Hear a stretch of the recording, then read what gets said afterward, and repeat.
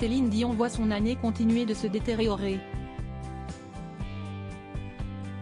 Victime d'un trouble neurologique appelé syndrome de l'homme raide, la chanteuse doit faire face au flop du film qui signe son grand retour. Pire, elle devrait affronter une douloureuse séparation. L'année 2023 continue de ne pas être clémente avec Céline Dion. Le film Love Again, un peu, beaucoup, passionnément, qui sonnait comme un retour pour elle puisqu'elle signe plusieurs titres de la bande originale, est un véritable flop. Et dans l'entourage de la star de 55 ans, rien ne va plus.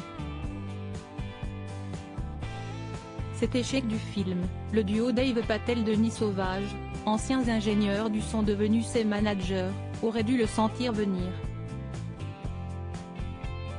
Ils ne tiennent pas tête à la diva alors que René Angélil savait très bien la recadrer.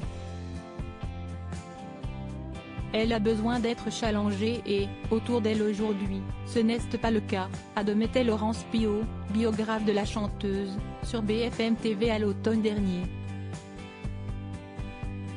Dans son premier cercle, il y avait bien sûr sa mère, Thérèse, qui faisait office de garde-fou, mais qui n'est plus depuis janvier 2020. Si Céline Dion doit faire face à la maladie, victime du syndrome de l'homme raide, après cette terrible perte qui a suivi de près celle de son époux, voilà qu'elle affronte aussi une autre séparation. En effet, les ponts seraient quasiment coupés entre elle et son fils René Charles, selon les informations exclusives de Closer, cette semaine. Pourtant, ce dernier ne vit qu'à une demi-heure de chez elle à Las Vegas.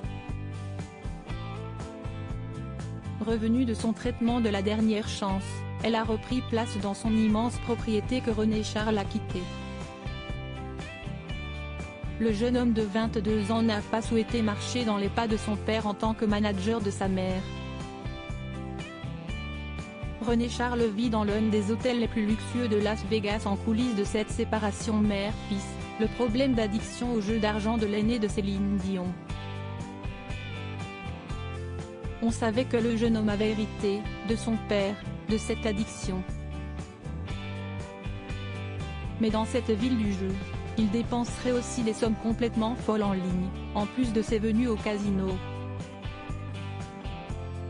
Le fils de l'interprète de Live aurait d'ailleurs récemment renoué avec Angélique Weckenmann, sa toute première petite amie,